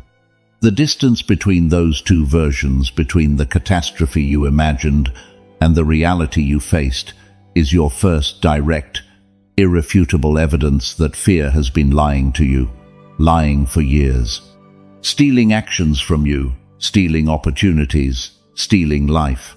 And that evidence, that concrete and personal proof that you survived something you thought was insurmountable, is the first brick in the cycle of courage that's going to change how you relate to action for the rest of your life. 8th Stoic lesson. Every day you plan without acting is a day you give back to your old self, the one you swore to leave behind. I need you to remember something you did 1 episode ago, something that was one of the hardest and most significant acts of this entire series. You said goodbye. In episode 5, you stood before the old version of yourself and told it that its time was over. You thanked it for bringing you this far. You acknowledged what it did for you. And you told it, with the firmness of someone who has made an irreversible decision, that from that moment on, you take control, that you write the story, that you build the identity. It was a powerful moment, a real moment, a moment you felt in your body, in your chest, maybe in your eyes, a moment of genuine courage. But moments of courage without action to sustain them become nice memories that change nothing. And here's where I need to be more direct than I've been in this entire episode, because there's a truth about transformation that nobody wants to hear and that you need to hear now. Every day that passes without you acting is a day you give back to the person you said you'd left behind. Every day without action is a silent invitation for your old self to return. Every morning where you choose to plan instead of do, where you choose to prepare instead of execute, where you choose the comfort of inaction instead of the risk of action, it's a door you open for that old version of you to enter again and sit on the throne you removed it from. And that old version doesn't need a formal invitation, doesn't need you to say, "Come back." It only needs space, only needs emptiness, only needs there to be nothing new occupying the place it left, because nature abhors a vacuum. And if you don't fill the space your old self left with concrete actions that build a new identity, that space will fill itself with the old, with the usual patterns, with automatic reactions, with calcified habits, with everything you thought you'd buried but had actually only pushed away temporarily. Think of it this way. In episode 5, you held a funeral. You buried old beliefs, buried destructive habits, buried a story that no longer served you. But a funeral isn't permanent just because it happened. A funeral is permanent when what comes after confirms that what was buried has no reason to return. And what confirms that is action. The construction of something new, tangible evidence that the space the old left behind is being occupied by something better. Without that evidence, without that construction, without that concrete action that fills the void, what was buried comes back, like weeds you pull from a garden by the roots. If you don't plant something in that space, the weeds return. They always return, because the ground doesn't stay empty. Something grows. And if you don't decide what grows is what always grew, the same old weeds. Your old self is that weed. It has deep roots, decades of practice growing in the terrain of your life. It knows every crack, every corner, every inch of that terrain, and it's waiting, patiently, in no hurry, because it knows something you might not want to admit, that most goodbyes aren't permanent, that most people who swear to change return to the old within weeks, that the emotion of the funeral fades, and what remains is habit, inertia, the gravity of the pattern that pulls downward with a constant, tireless force. The only way to make that goodbye permanent is to act. Every new action is a stake you drive into the ground that says, the old doesn't grow here anymore. Every step you take toward the person you want to be is a square foot of territory no longer available to the old self. Every decision you make from your new identity, however small, is a confirmation that the funeral was real, that the goodbye was final, that the old has no place to return to. But every day without action is a stake that loosens, a square foot that gets freed up, a tacit invitation. And your old self, which never fully left, which has been watching from the shadows, waiting for exactly this moment of weakness, enters again, not with fanfare, not with announcement. Silently, it settles back into the same old places, reactivates the same patterns, turns on the same automatic reactions, and one day you wake up and realize you're living exactly like before the funeral, as if it never happened, as if the pages you burned, the beliefs you buried, the story you said was ending, were still as alive as ever, because you never replaced them with something new. You gave them space to return, simply because you didn't occupy that space with action. This isn't theory. It isn't some remote possibility. It's what happens to the vast majority of people who try to change. The statistic is brutal. Most personal transformations fail, not because the person didn't want to change, but because the person didn't sustain the change with action after the initial emotional moment. They have a moment of clarity, a moment of determination, a moment where they say, "Never again," with a conviction that feels unbreakable, that feels like this time is different, like this time the change is real and permanent and definitive. And then they don't act, or they act for a few days, maybe a week, maybe two, if the emotion was particularly intense, and then inertia wins. The gravity of the old pattern pulls them back. The old self, which never left, which was just waiting in the shadows, reinstalls itself, and the old returns as if it never left. And the next time they try to change, which always comes because the pain of stagnation never disappears, cynicism will have joined the equation. I already tried and it didn't work. I already did that and it was useless.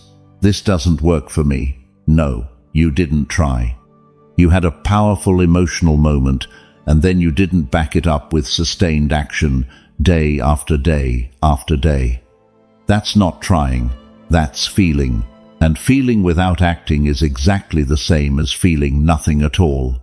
Marcus Aurelius understood perfectly that intention without action is fantasy. That's why he didn't settle for reflecting. He acted every day, not every time he felt inspired, every day. The good days and the bad days. The days when he felt the emperor's strength, and the days when he felt exhausted, sick, frustrated, doubting himself, every day. Because he understood that a new identity isn't built with moments of inspiration.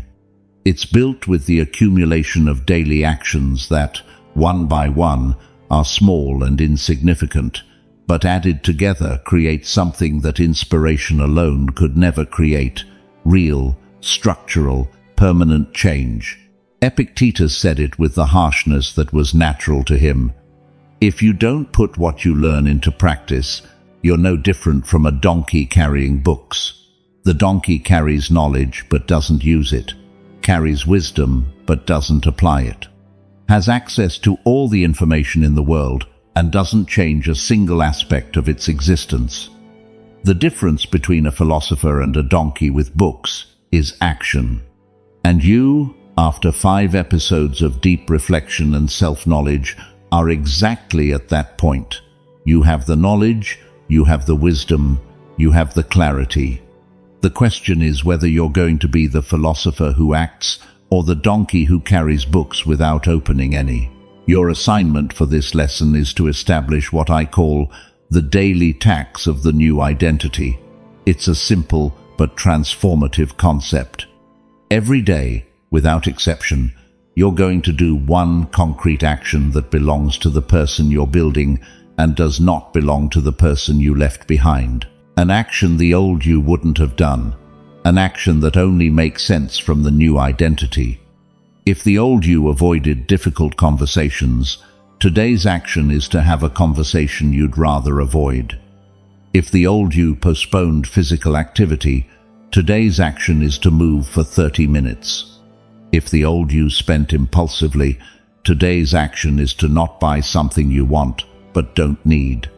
If the old you shut down emotionally, Today's action is to tell someone what you feel without filtering. One action. Every day. Non-negotiable, non-postponable, not optional. It's the tax you pay for the new identity. It's the price of transformation. And if you don't pay it today, you're giving a free day to the version of you that you swore to leave behind. And that version doesn't waste free days. It uses them to reinstall itself. 9th Stoic lesson. Epictetus taught that it's not enough to hear the principles, you have to practice them. Because knowledge without practice is empty philosophy. We return to Epictetus one last time in this episode. And we return to him because what he said about the relationship between knowledge and practice is the most important lesson you can take from everything we've worked on today. A lesson that, if you truly understand it, if you let it sink into your bones, changes your relationship with everything you've learned in these 6 episodes.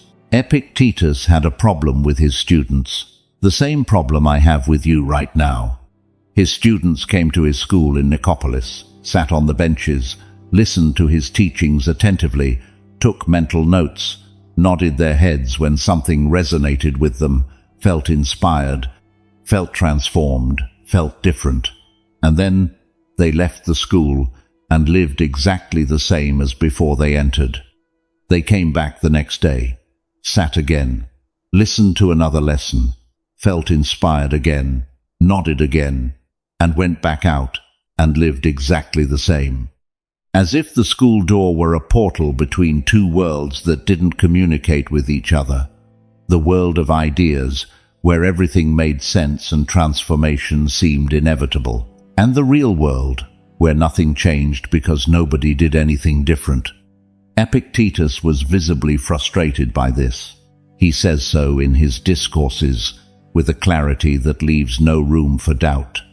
He told his students they hadn't come to learn how to think, they'd come to learn how to live.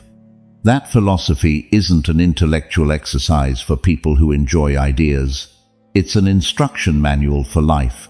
And an instruction manual you read but never apply is wasted paper. It doesn't matter how many times you read it, doesn't matter how deeply you understand it, doesn't matter if you can recite it from memory. If you don't apply it, it's intellectual garbage with pretensions of wisdom. Those are strong words. But Epictetus wasn't a man of soft words. He was a man who had been a slave, who had his leg broken, who conquered his freedom not with pretty ideas, but with concrete decisions that cost him everything and gave him everything. And when he saw free men, men with all the privileges he never had sitting on their benches, absorbing knowledge and doing absolutely nothing with it, his frustration was understandable. It was like a man who climbed a mountain with bare hands, watching people with all the equipment in the world sitting at the foot of the mountain, discussing climbing techniques without taking a single step up. He said something you need to hear with your ears completely open. If you want to be a wrestler, look at your shoulders, your thighs, your hips. Every person is examined by their work, not their words, not by what they know, not by what they think, not by what they plan, by their work, by what they do, by the tangible results they produce in the real world. And he added something even more devastating. What use to me is a man who can explain Chrysippus but cannot live according to his principles? Show me someone who is sick and happy, in danger and happy, dying and happy, exiled and happy. Show me. By the gods, I want to see a Stoic. You cannot show me a finished one. Show me at least one in progress. Do me this favor. Do not deny an old man the sight of a spectacle he has not yet seen. Do you hear the urgency in those words? Do you hear the plea of a teacher who spent his life teaching and who is asking, almost begging, to see a single student who has converted the teachings into real life? Epictetus wasn't asking for perfection. He was asking for action. He was asking to see someone in progress, someone who was trying, Someone who had taken the step from knowledge to practice, even if clumsily, even with mistakes, even imperfectly. He just wanted to see one. And the painful implication of his request is that he didn't see one, that his students understood everything and did nothing. You are that student. You've spent 6 episodes sitting on Epictetus's bench. You've heard about accepting that you were lost, about the lies you told yourself, about releasing the weight of the past, about looking at yourself in the mirror without filters, about the death of the old self and the goodbye you made with gratitude and determination, about action as the only bridge between who you are and who you need to be. You've nodded your head at every lesson. You've felt something resonating inside you, something deep that touched truths you knew but didn't want to see. You've had moments of clarity where you thought, "This is exactly what I needed to hear. This changes everything."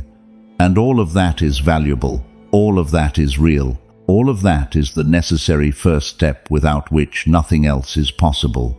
But if you leave this episode and live exactly the same as before you entered, if tomorrow you wake up and repeat the same patterns, make the same decisions, avoid the same conversations, postpone the same actions, then you're the student who frustrated Epictetus to desperation.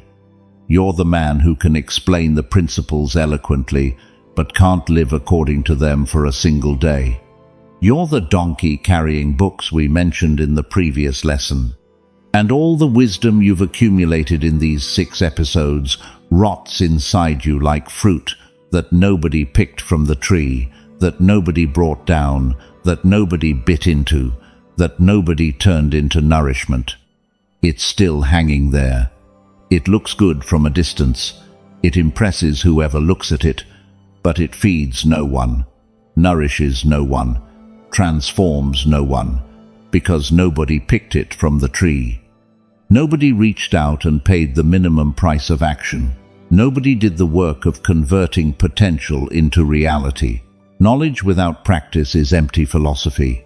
It's the most important phrase of this entire episode, not because it's beautiful, because it's the precise diagnosis of what's been happening to you for years.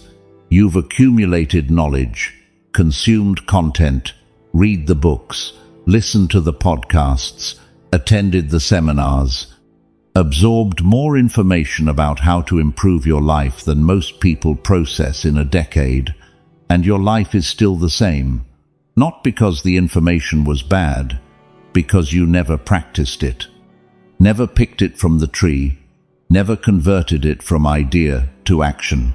Epictetus taught that philosophical practice divides into 3 inseparable areas. The first is learning the principles. The second is integrating them into your understanding. The third, and the only one that ultimately matters, is living them. The first 2, without the third, are academic exercises. They're mental gymnastics. They're sophisticated intellectual entertainment. Only the third, only practice, only living according to what you learned, produces real transformation. And practice doesn't happen in your head, doesn't happen when you understand something, doesn't happen when you have a revelation. Practice happens when your body moves, when your hands do, when your feet take a step, when your mouth speaks the words that need to be said, when you make the decision not in your mind but in the world, when there's a visible, tangible, measurable before and after that anyone could observe from outside and say, something changed. Your assignment for this lesson is to conduct a brutal audit of the relationship between what you know and what you do. I want you to take a sheet of paper and divide it into 2 columns. In the left column, what I know I should do. In the right column, what I'm actually doing. On the left, write everything you've learned in these 6 episodes that should be producing concrete changes in your life. The patterns you identified that you should be interrupting, the beliefs you buried that shouldn't be governing you, the new habits you should be building, the actions you should be taking. On the right, Write honestly what you're actually doing about it. Not what you plan to do, not what you want to do, what you're doing. Now, this week, today, the distance between those two columns is the exact measure of your empty philosophy. It's the gap between the student who understands and the Stoic who lives.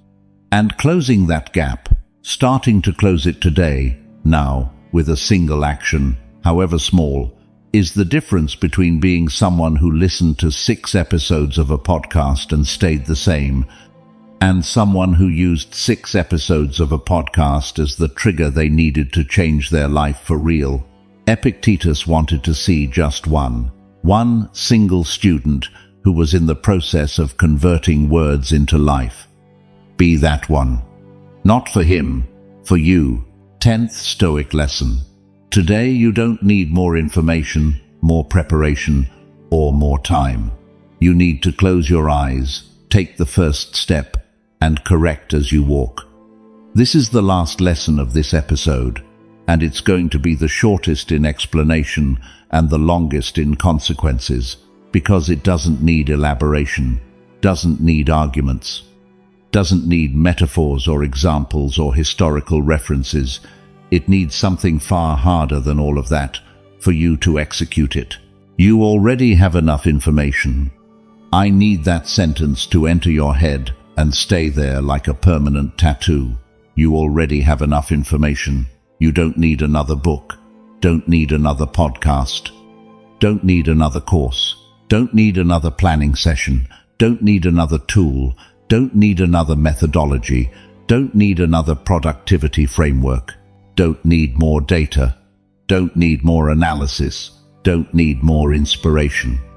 You already have enough. After 6 episodes, you know exactly what's been keeping you stuck. You know you were lost, and you accepted it. You know you were lying to yourself, and you confronted those lies. You know what weight you were carrying, and you released it. You know who you really are because you looked at yourself without filters. You know the old version of you needed to disappear, and you said goodbye to it.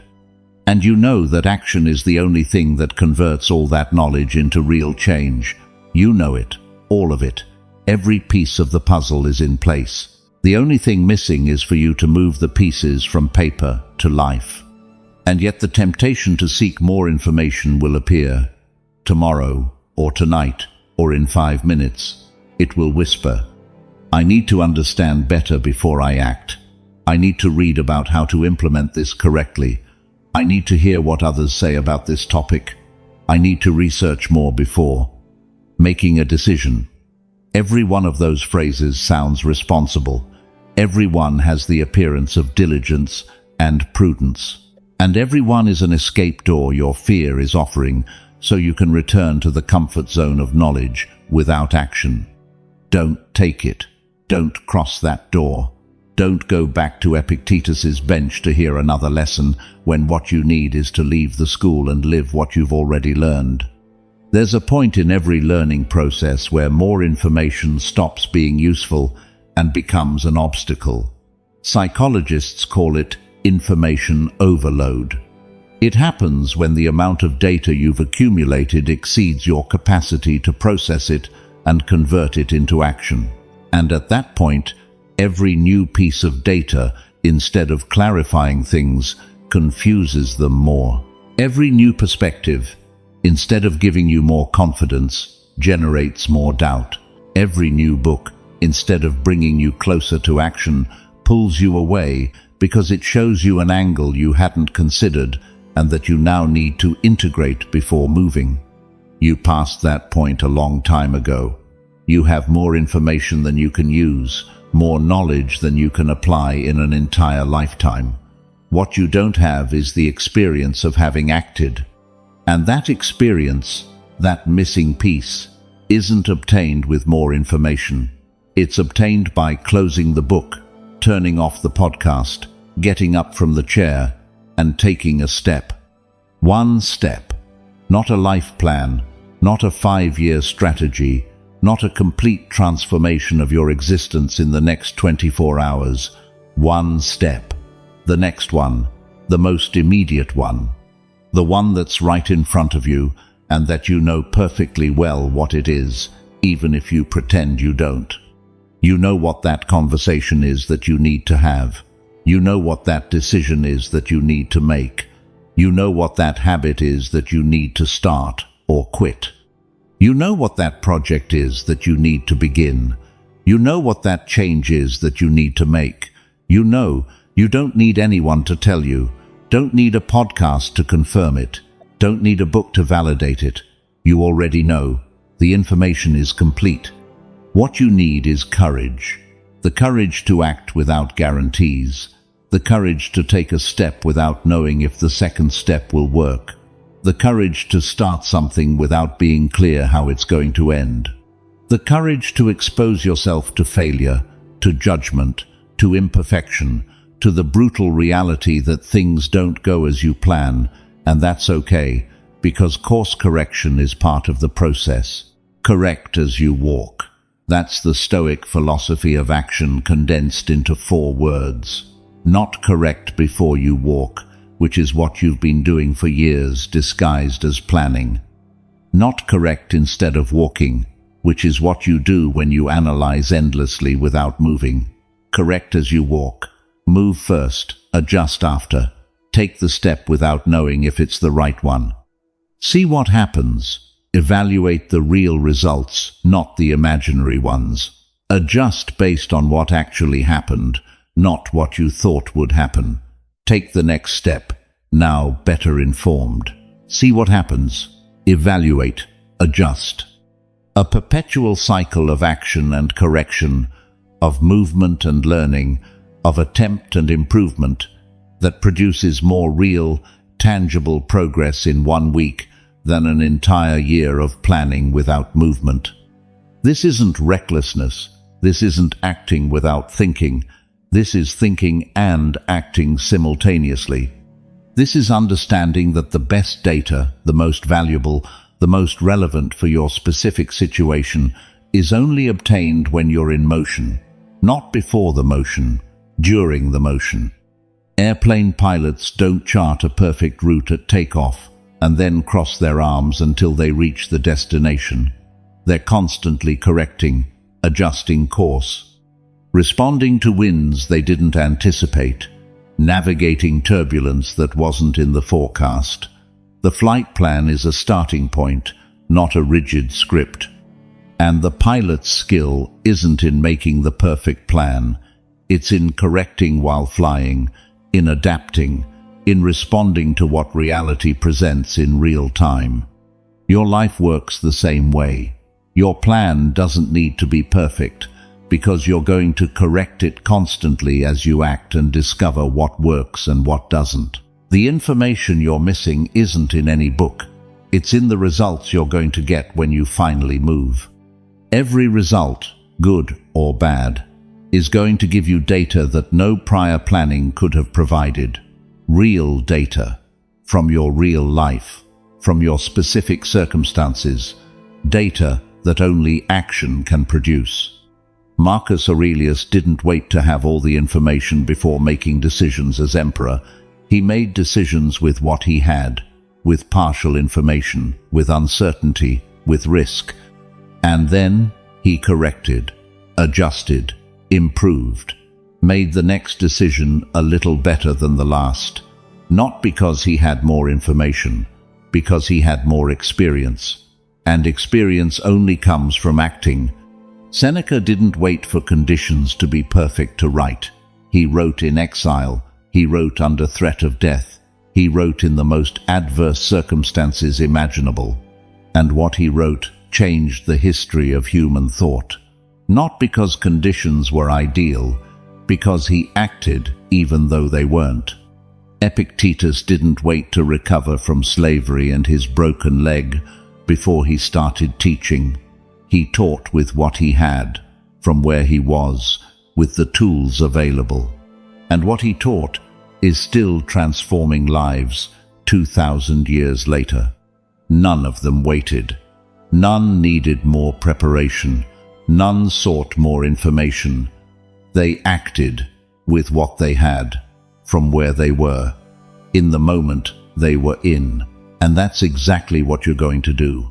Your final assignment for this episode isn't an assignment, it's an order, and it's the simplest and the hardest I've given you in this entire series.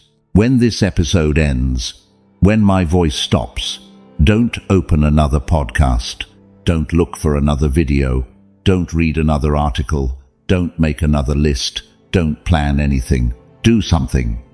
One thing. Whatever it is. The one you know you need to do. The one that's been waiting while you consumed content and made plans. Get up and do it. Send that message you've been drafting in your head for weeks.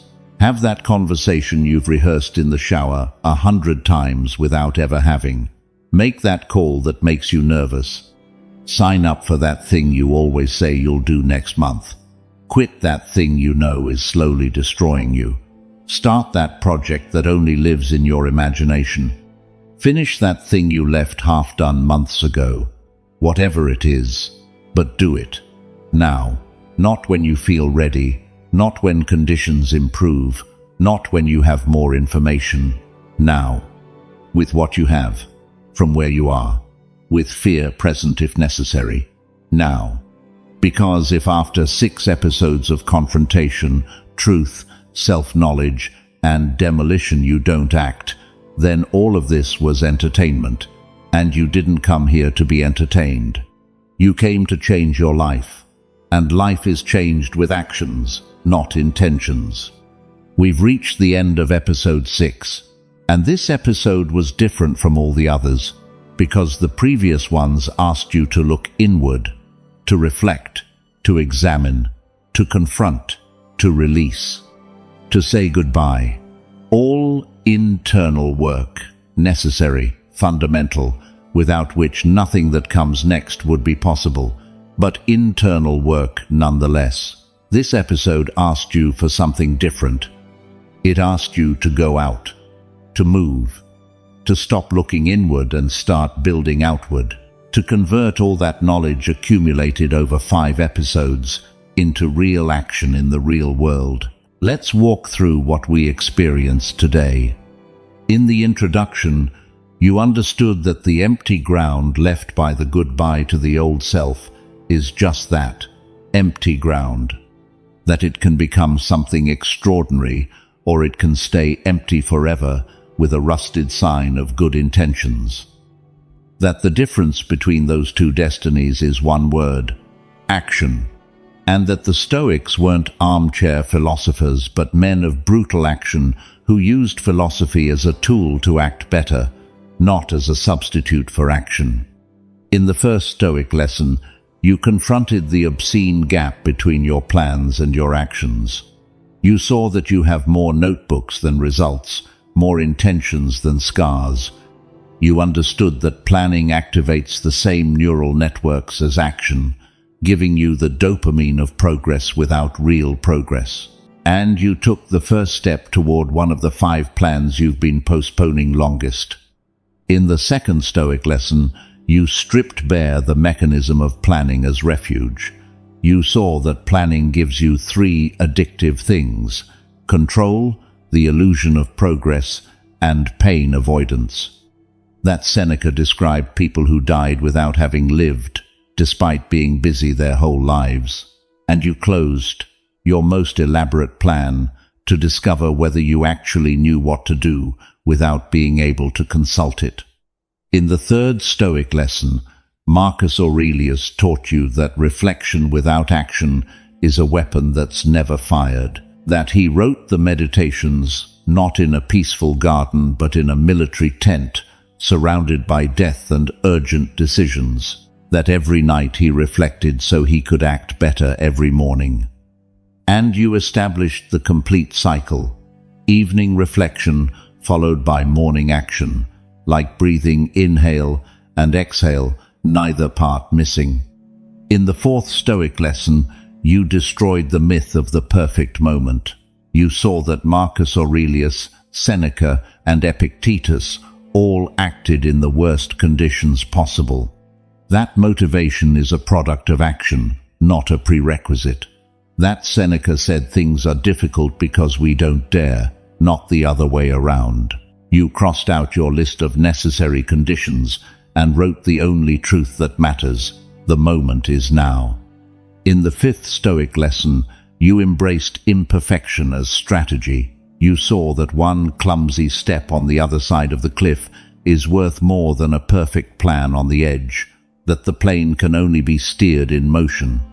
That Epictetus taught that the carpenter is made by doing carpentry, not reading about it. And you executed something you'd been postponing out of perfectionism, intentionally at 50 or 70%, discovering that imperfect done is worth infinitely more than perfect imagined. In the 6th Stoic lesson, Seneca confronted you with the most terrifying truth about time, that while you postpone, life passes. That you've been postponing things that matter for years while the clock doesn't stop. That memento mori isn't morbidity, but urgency. And you calculated the weeks you have left to live so the concrete number would wake you to the reality that every week without action is a week given away to the void. In the 7th Stoic lesson, you understood that fear doesn't leave by planning more.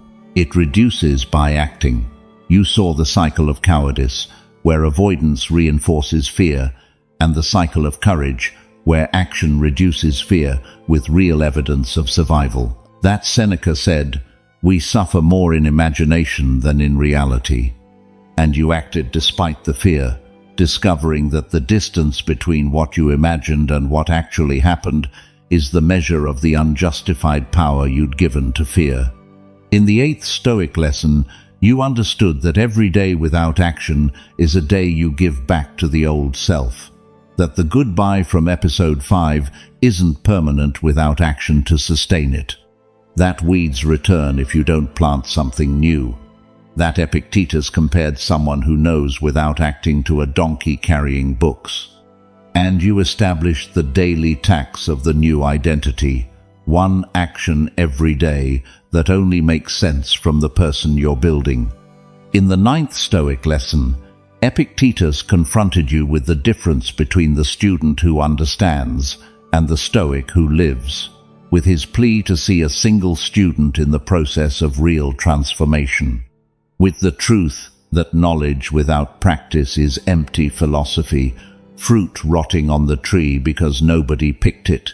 And you compared what you know you should do with what you're actually doing to see the gap with your own eyes. And in the 10th Stoic lesson, you heard the simplest and hardest truth of the entire episode. You already have enough information. You don't need more. You just need to act. Close your eyes, take the first step, and correct as you walk. Like pilots adjusting course in flight. Like Marcus Aurelius, who corrected every night to act better every morning. Not perfection before moving. Movement and correction simultaneously. If this episode pushed you to action, if, after listening, you did something you'd been postponing, if you took a real step in the real world with your own hands and your own feet, leave in the comments the phrase we established at the beginning. Today, I stop planning and start building. Share this episode with someone who lives in eternal planning, someone who has more notebooks than results, someone who's been preparing for years for a life they never start living, someone who needs to hear that the perfect moment doesn't exist and that the only thing missing is the first step. And do the assignments, all of them, not tomorrow, today, because tomorrow isn't today anymore. And today is all you have for certain. Now I need to prepare you for what's coming, because there's a danger in action that we haven't discussed yet, and it can sabotage you in ways you don't expect. You've started acting. You're in motion. You're taking steps. You're building. You're doing what this episode asked you to do. And that's extraordinary. That's the real beginning of transformation. But action without internal mastery is chaos. You can act impulsively and create more problems than you solve. You can act from rage and destroy relationships you need. You can act from anxiety and make decisions that hurt you. You can act from ego and build things that feed your vanity, but not your well-being.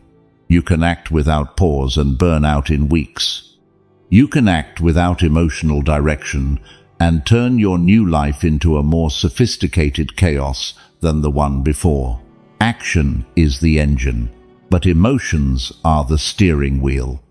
And an engine without a steering wheel is a machine that moves, but that you can't direct. That goes full speed toward nowhere.